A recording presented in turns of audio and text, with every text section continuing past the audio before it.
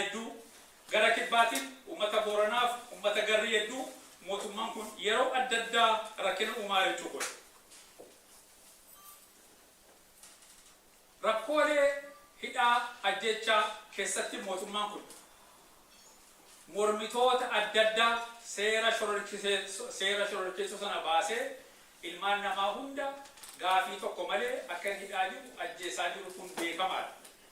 Waggootii 20 darbe keessa falmii gurguddaa biyya sana keessatti humna gurguddaan kan mootummaa kan qawweedhaanis qawwee malees dura dhaabbatee falmaa kan ture ilmaan Oromooti. Haa ta'u malee waggaa 20 guddaa kana keessa rakkina keessaa qabnuuf keessaa alaa qabnurraa jaarmaa jabaa dhabuu, hoggana dandeettii gahaa qabu dhabuu, rakkina keessaaf rakkinoo hedduu irraa kan ka'e ilmaan Oromoo meeqaatama guuramanii hidhaa keessa jiru, haddas du'aa jiru, kan biyya ari'amaa jiru, rakkinoon nurra gahaa jiru tokko tokkoon baddaan keenya gammoojjii dhiyeenya waan Ilubaa walitti akka jiran hin beektu, waggaa 5 dura rakkoo Baalee keessatti hin beektu, waan kana fakkaatu hedduu jechuudha rakkina biyya sanaa waqaas. Humna mootummaa kana aangoo irraa buusuu irraatti immoo humni lammaffaan itti cichee wal gargaaree wal dhagahee jabaachaa deemaa jiru tokko humna kanaan dura aangoo poolitikaala ture. Ilmaan Oromoo gumaatamaan namooti falmii danda'an sababii adda addaa biyya sanaa baqatanii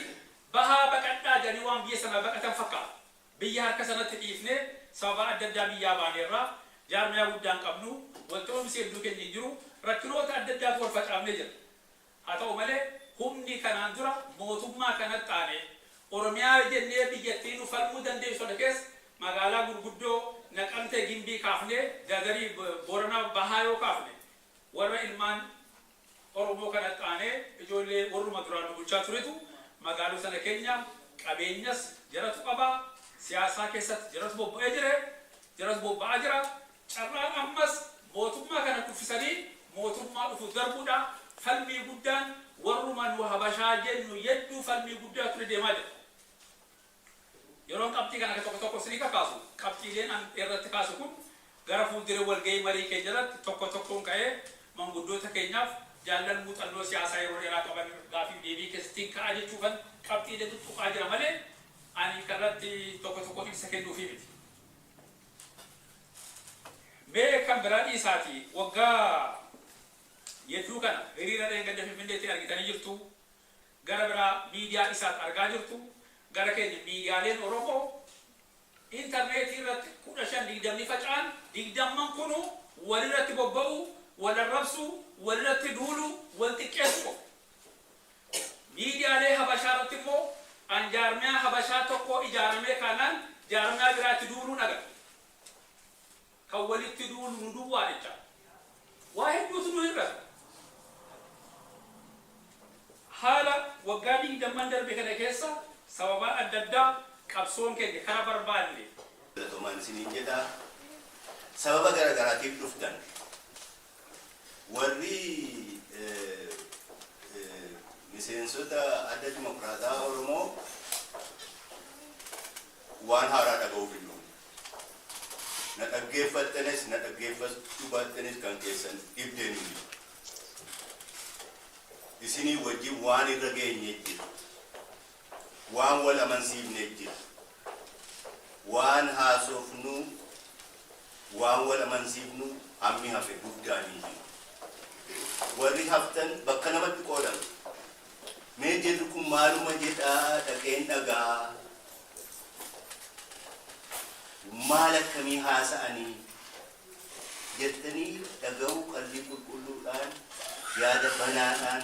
warri dhuftan jirtan isinin dubbisuu barbaada. Warra dhagahee wanti kun hin ta'u nan quubsu jechuu qalbii guutuudhaan isini kana dubbisuu barbaada. Warri haftan immoo warra namichi waa'ee kiyya baay'ee dhageessan isinis hin dubbisuun barbaada. Waan dhageessani miti, waan waa'ee kiyya bakka biraarraa dhageessani miti. waan anarraa dhageessan irratti hundaawati na falmaa isiniin falmuudhaaf qophiidha. Eegan kana jedhee booddee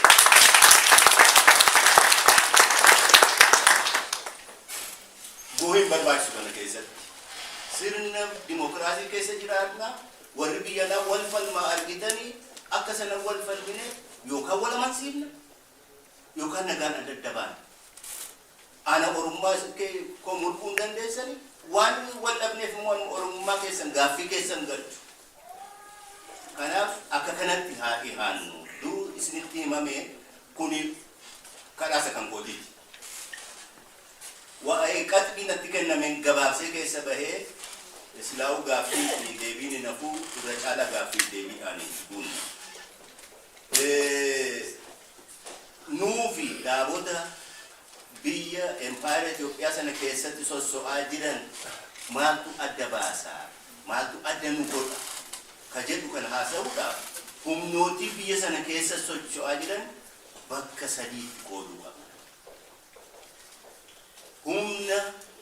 of duuba deebi'uu barbaada. Humna haala har'aa tursuu barbaada. Humna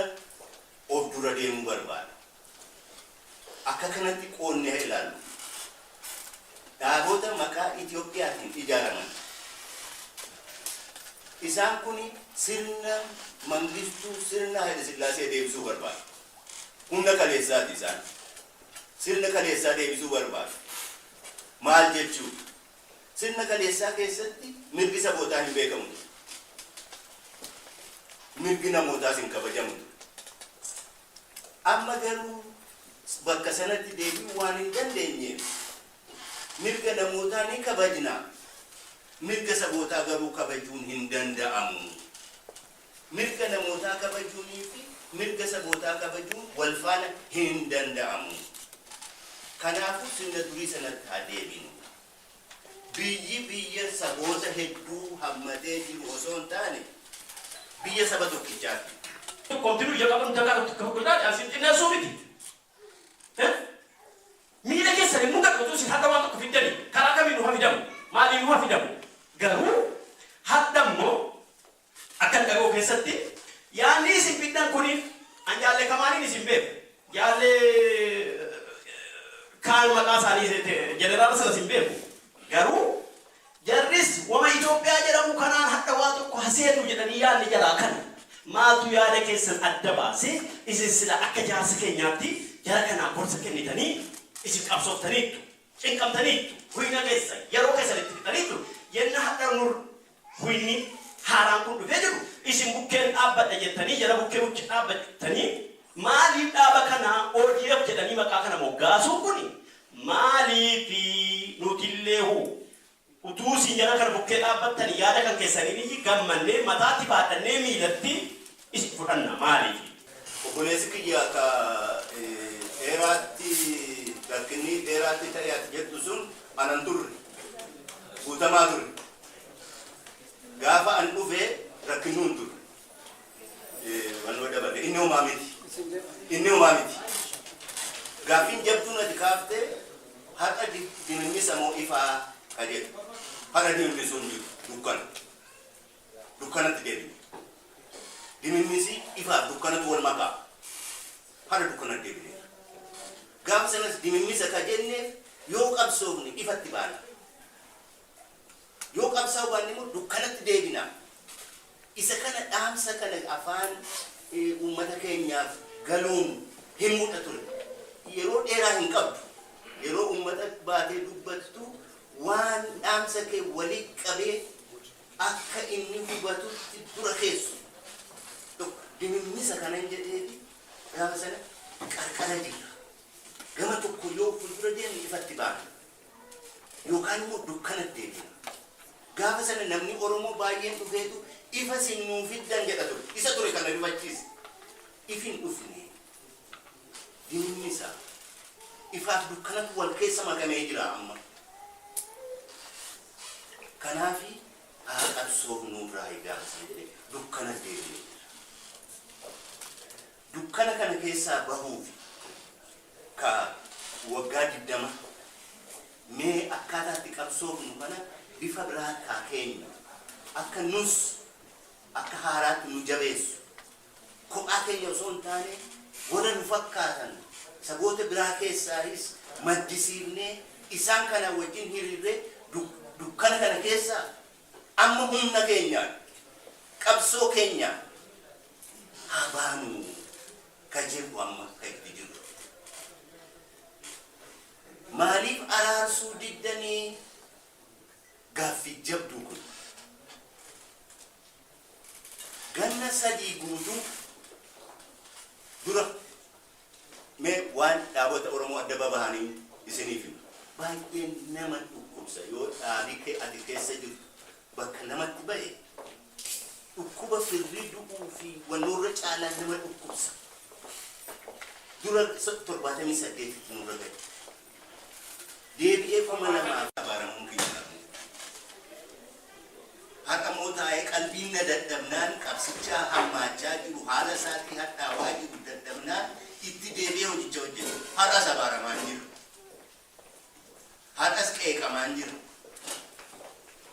isee kana waan gabaabduu tokko warra naqee keessattuu akkuma kiyya rifeensa bifa lamaa qabu waan hin dhaamu tokkoon qabu ija mucaa dargaggeessaa ta'aatii mee ilaala haala kookan namni dargaggeessi Oromoo ola deemaan tokko egereen koo akkas ta'a yoon Oromoodhaaf hojjette jedhee immugolee buusaa jirtumoo akka namni abdatee boru hojii akkasiitiin hojjedhee uummata kanaaf dhaanis waa buusa akka namni hin jenne gootumoo akka innis onnatee faana nuti jalqabne kana keessa dhufee bakka nuti hanqannerra caalee bilisummaa fi dukkan ta'uu barbaada. Garafame waggaa 20 hin dhumatu warri dargii nama fixaa bahe itti murtaa'ee fixaasaa fixatee bahe kan adaba isaan fixanne leencoo lataa qofa ija nama dargaggeessaa dargaggeettii ta'aafi haala koo ilaalaa waan inni uumu ana homaa miti yaade dhimma koo miti fudhadhee hagiree koo ta'eera jireenya koo ta'eera garuu ijoollee ola deemaa mugola hin buusina egeree isaa duratti mukaneessinaa akka innis qabsaa'u karaa garagaraa jajjabeessinu ana qofa miti ilaalu sun hunda keenya ilaalu ani beeki qabsoo Oromoo wanti fuudhee gaafata malee tolataa yookaan warra abbaa kiyyaa godhan jiru akkuma hunda keessan tokko tokkoon dirqame sun isin ilaalu anas na ilaallaan hin hojjedhu seenaa dogoggora seenaa ta'uun hin mala kadhuma waan tokkitti hin kaaseef beeki anis hangafootan qaban ture akka irraa osoo hin ta'in haadha hangafa baay'ee hin qabu hangafoota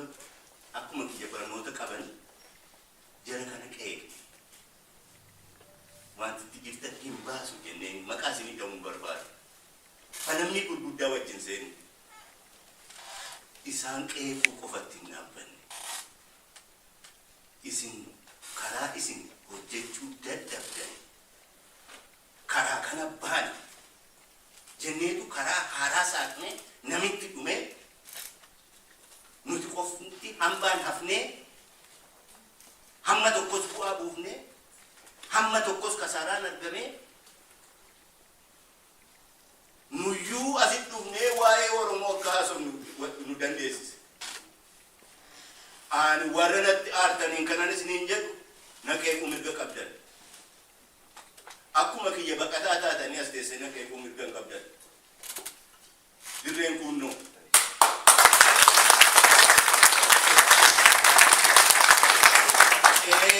inni maayii inni deebii hin qabne hojiidha an sirran qabsaawa jedhanii agarsiisu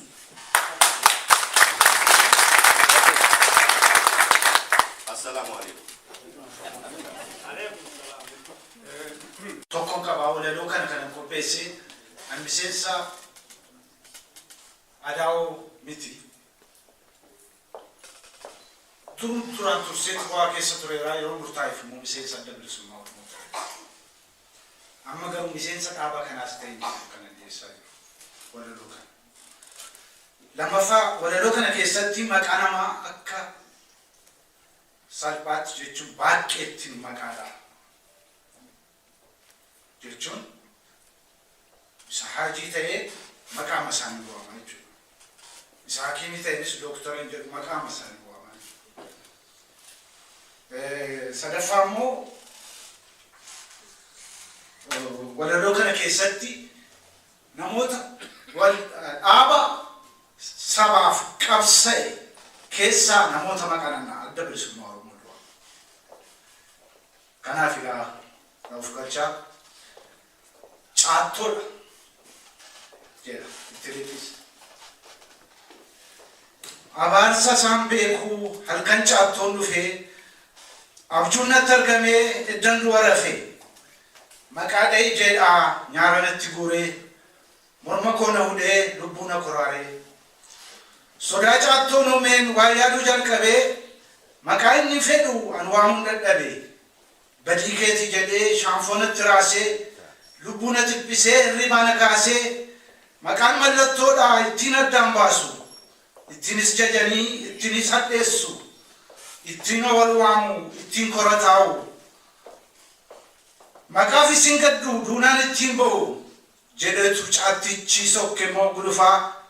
qophaa'ii na eegi borgalgalan dhufa. Kunoo sodaa caattoon maqaa waamuuf jedha yoonatti deebi'ee waan hodaama godha. Somboo harbuudhaaf too botoroo waddees arba leenca ijii ijoo bira qeerrans qoca hammaades hooyyee waraabes saree gadee dhortuu maqaan mirkanneessu hattuu sobduu gantuu ittiin eenyummeessu yartuunis fajjeenis raatuunis makuma arbaalees akka boos asitti makama cokkonni dhalate gadi galoon nama nan sodaatte caattoona qoqqobateera maal gootee gadadoo dhiisinaan jedhera muki dameen tolee bahatti biqilee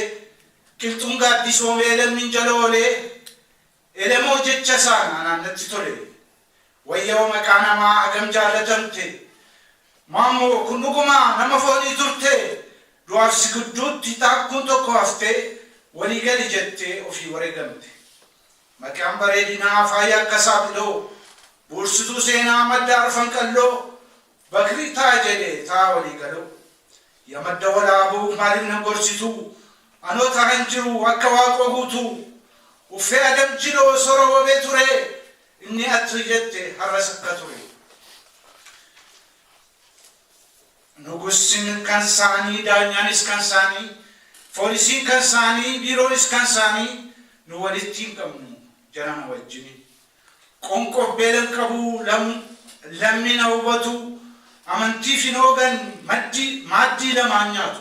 marartoo Oromoof tolchanii didaruu galaanatti hin ce'u. Akka taaddee duru akka adamsooddoo halagaa qeeqachuu kan qabaachuu kan dubbachuu malan duranii alanfachuu harkatti qabadhen garaatti deeffadhe iccitii saba koo hin kennu sodaadhee waafeeti na godhe egaa kana booddee sodaan du'aaf lubbuu kanarra nu raasu bara sodaan du'aaf lubbuu kanarra nu raaftu bara adamsaaddoo lammii bira jirtu. Komuun soba ta'uu mirga waaqni uufe jedhee guddinaanis ittiin reebamee saba koo gad lakkisi jedhee dargitti himee kanaaf ittiin du'ee ittiin wareegame. As keessa diraaree faacha amantii keetii inni si qoqqoodu masgidaaf waldaatti. Sodaa caattoo kunoo maqaa namaa waama maqaa duuteen bannee maqaa salaalamaa guutuu hawaas jedhee akaakuu balee wareegama isaatiin seenaan kooraaf tole. Tumsa utuun duune utuu jira ta'e silaa maal jedhala yoo kana dhaga'e tokkichi baaroosaa kumaatama ta'e kunoo akkas ture yeroon yaadadhu egeree saba koof hangas si abdadhu akka durba qarree maqaa kee faarfadhu eebuu kee beekeraa qabee siin qoraasu yoo dammaan naqattes nadhiin sin obaasu ayyaanu sumaanoo daadinaaf suura baasu yaa biqiltuu mandii farda keessa gaarii akkatti hin kulunne na dhibeeraa barii yoo deebi'een dhufneef tarii guutuu caalii bineensa nagarree bosonni sosso'aa nama biraa miti tarii gaashuu ta'a akkasittiin ture yeroo ni yaadadhu maqaa kee faarfadhee hangas yaabdadhu oduu baqqoo sanaa isuma gaafattaa tasayii yaaddayin waan qoonqoof waan nyaataa galaasaan si ergaa ittiin onni argatta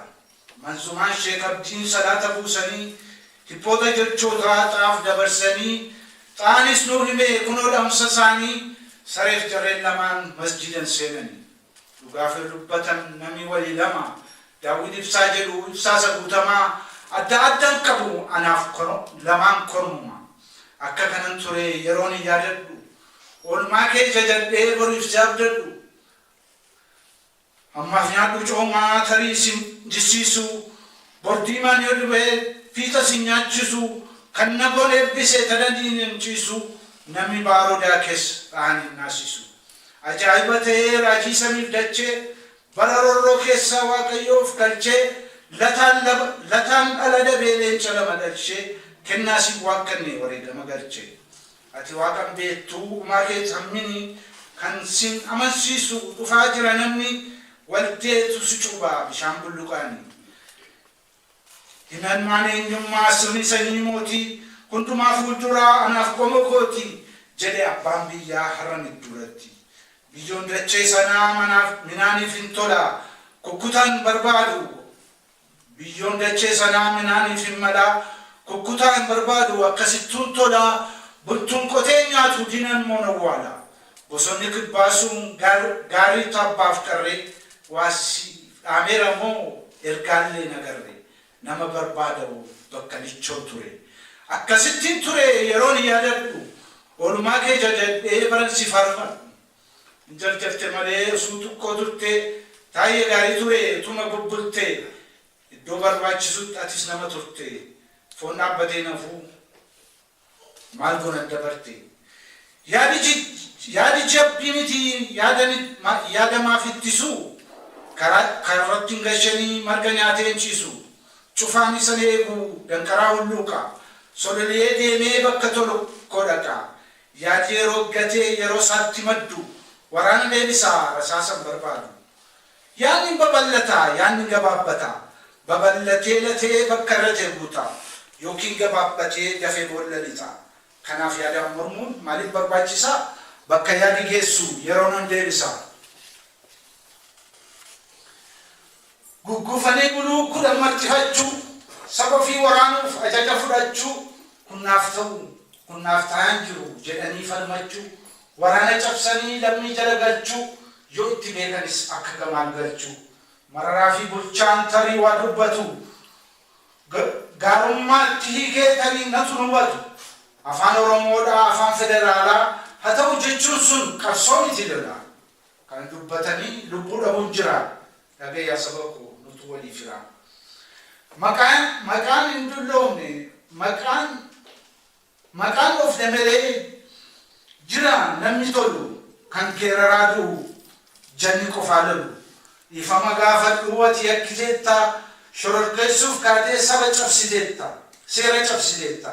jedhanii malanii sobaan ammeessanii ifaman gaafadhu yakka sin raawwanne haqafan dubbadha seera sin cabsine yoo yakka ta'ee si hin dubbadhu soba kan himuu an fedhu yakka tokkon qaba saba koo oromoof waan gahaan hojjenne haqaaf mirga isaatiif rogaan hin falmine isa yakki nankoo isatu na gubaa onnee koo na waadee ta'ee madaa qubaa kanaafan saba koo dhiifamattiin jedha inni naa of galchu guddina isaan fedha mana seeraa jaraat akkasiin dubbatee waggaa 13 hidhamuu filatee kanaaf jajadhaa nawwaama maqaasa tokkitti gadhibbaa olbaanaa leellisaa garuu nallee yaa dhossadhee qaanii koo akka durbalfooftee qaqqabee maqaa koo maaliif jetta tarii ilaalcha dhabde moo kanarraa kan borii egeree oromummaa irraanfattee gurbaa gantuu ta'uuf deemtaa kan kee kun na dhibaa lakkiisittanii maa dubbadhee dhugaasaa maal godhinaan jettaa sitoo wal facaasa sitoo wal tamsaasaa milee wal cabsaa kaara isaa qabanii dinarka wal buusa warri abjoottuyyuu kanaan bayyaannattee jeeqama keettiin loo hamilee horattee